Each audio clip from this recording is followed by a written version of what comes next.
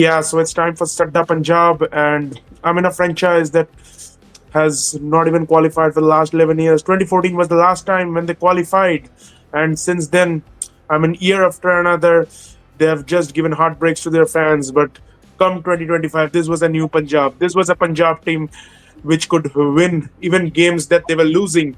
I remember that Preeti Zinta interview where she said that Punjab used to lose games from winning position. Now they used to win games from losing position. And this was a different Punjab under punter and Sher, a combo that had taken Delhi to highs previously. And I mean, to be honest, they ended up as the runners up, which was a bit unfortunate for the fans who have waited for 11 years, but they would definitely see this as a positive for the years to come. So I'm joined by Ashish, and we would like to analyze the Punjab team and what better maybe they can do next year. So, Ashish, I mean, your views on Punjab this year. Yeah, if anyone is following our channel from the very beginning, we had actually predicted that this team could go the uh, go For the on distance, yeah. go the distance, and they did it almost. They were just one hit away from actually winning the cup, their maiden cup. Yeah. They were actually perfect. The only thing that they can improve is maybe get a better foreign bowler. Apart from that, they are pretty sorted, and Yeah, uh, I mean that team. Honestly speaking, I really don't see them having to do a lot in the upcoming auctions. And even if you see their, purse distribution, most of their purse was concentrated in those four buys in Share, Yuzvendra Chahal, Arshdeep Singh, and Marcus Stoinis. All the others were less than 10 crore buys, so they may not even bother to do a lot of purchasing unless they decide to release Yuzvendra Chahal. But I mean, this was a formidable side, to be honest. From the day where scored 240 in their first game against GT, then I mean the highlight of their season would be probably that KKR game. There was definitely a lot to that game.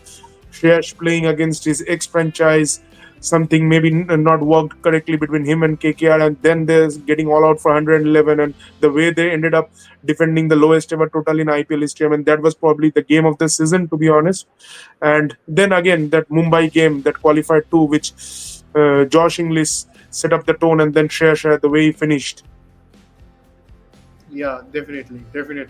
It was a pretty good season for And Punjab. even Shreyas as a batter, I mean, definitely he got 600 plus runs, had a massive strike rate of 170 plus. I mean, as a batter also, he will be pretty satisfied with this season. Previously, there have been talks of him not having the proper T20 game, maybe him being a proper ODI batter, but he proved that he has the T20 game also, has got the big hits on his day.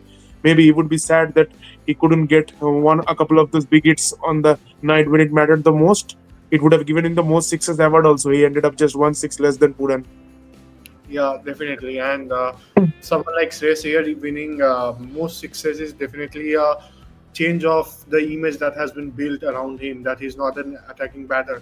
And he actually gets very less than what he actually deserves. He should probably be. He should be the next white ball captain for India, hands down, the best out there. The first choice for white ball when you're making a side, it should be a automatic selection in the middle order, and and but the BCCI doesn't seem to do that, and that's a grave injustice to the talents and the services of Shreyas Iyer.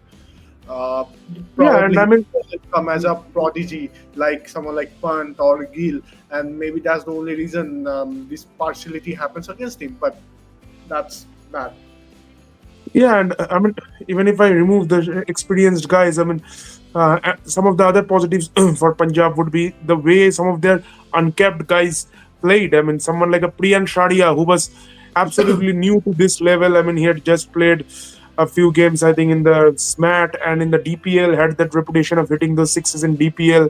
And he came here straight away. First game, he lit the stage with that 40 odd. Now, Prav Simran played pretty consistently throughout the season.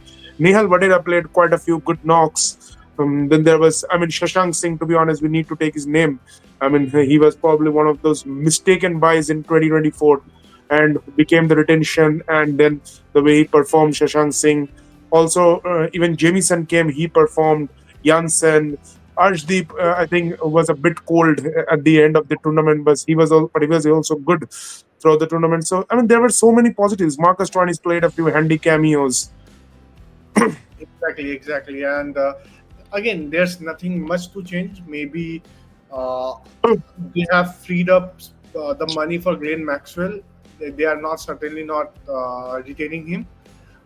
Yeah, Uh, I mean that's it. Even if they release, I think maximum they can release maybe 7-8 crores. I think not more than that, because I really don't see them releasing Chahal also, because yeah, you yeah, you don't can. have any more good options of leg spinners, Indian leg spinners in the market, unless they decide to go with some scouted players. And even if they release Chahal, I mean I really don't see them getting any good players and fitting him in the playing 11, because they don't have any open slots. Maybe they can look to maybe revamp the bowling a bit. The bowling Yeah, at times the looked a bit big.